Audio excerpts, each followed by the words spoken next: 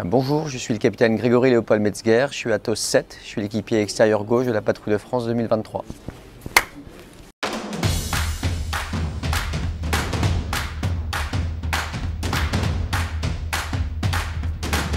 Je suis rentré dans l'armée de l'air en 2003 en tant qu'officier sous contrat. Ensuite, j'ai suivi toute la formation de pilote de chasse, donc la formation militaire, puis théorique, puis pratique. J'ai fait 4 ans de Mirage 2000N à Luxeuil-les-Bains, 5 ans de Rafale à Saint-Dizier, 3 ans d'état-major à Paris et je suis dans ma 4e année à la Patrouille de France.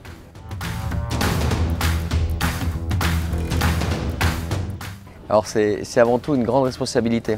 Notre rôle c'est d'incarner le savoir-faire des aviatrices et des aviateurs, c'est d'incarner les valeurs de l'armée de l'air et de l'espace, le respect, intégrité, service, excellence, c'est incarner l'excellence de l'aéronautique française. C'est aussi représenter dans le sens où l'objectif c'est que nos concitoyens puissent mettre un visage sur les femmes et les hommes qui œuvrent pour leur sécurité au quotidien et bien sûr exporter au travers du lien armée-nation qu'on essaie de créer, de tisser et surtout en étendant un immense drapeau français dans le ciel. Voilà, donc c'est cette responsabilité-là qui est très forte.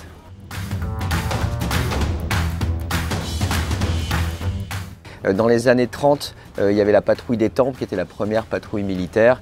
Et à la sortie de la guerre, cette patrouille a été dispatchée entre plusieurs escadres, c'est-à-dire de plusieurs côtés. Le nom Patrouille de France est né en mai 1953, quand la patrouille du commandant Delachenal, qui venait de l'escadre de Reims, a été baptisée comme ça lors d'un meeting à Alger.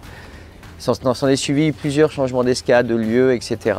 Jusqu'à en 1964, l'arrivée de la patrouille de l'école de l'air, donc sur la base aérienne de Salon, sur Fouga Magistère. Puis ensuite, 1980, l'arrivée de l'Alpha Jet. Et puis cette année, le 70e anniversaire.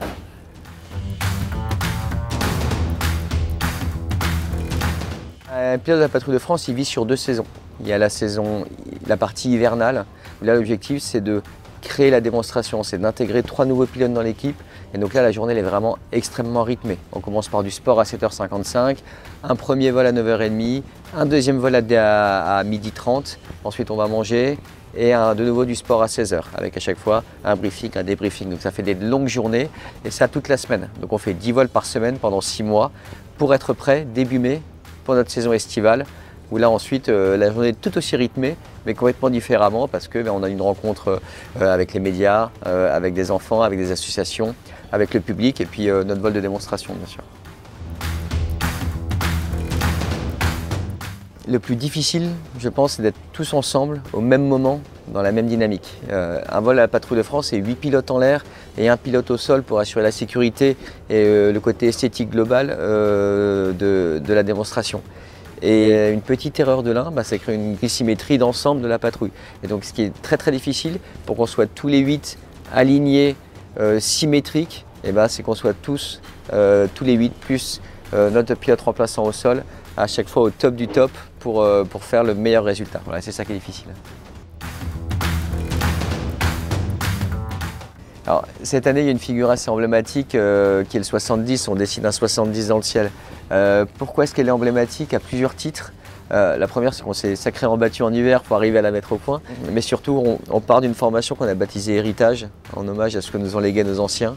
Ce 70, on le fait à 9. Les 8 avions sont nécessaires, plus le 9e pilote au sol qui est chargé de couper les fumées du 7 pour que ça fasse un 7 on va dire, dimensionné de la bonne taille par rapport au 0. On marquait ce 70e anniversaire, donc je trouve que cette figure elle est emblématique par beaucoup de côtés.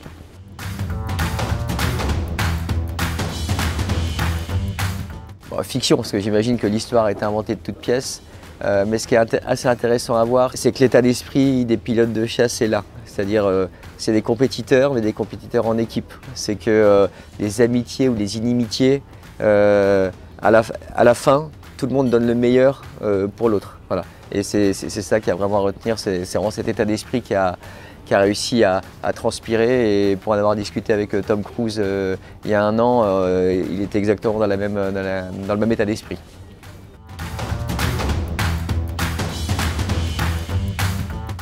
Je trouve que le lien qu'il y a entre les armées et les citoyens a complètement changé depuis un peu plus de 20 ans que je suis dans l'armée de l'air et de l'espace. Et il se crée énormément, l'armée de l'air et de l'espace, mais aussi les militaires en sens général.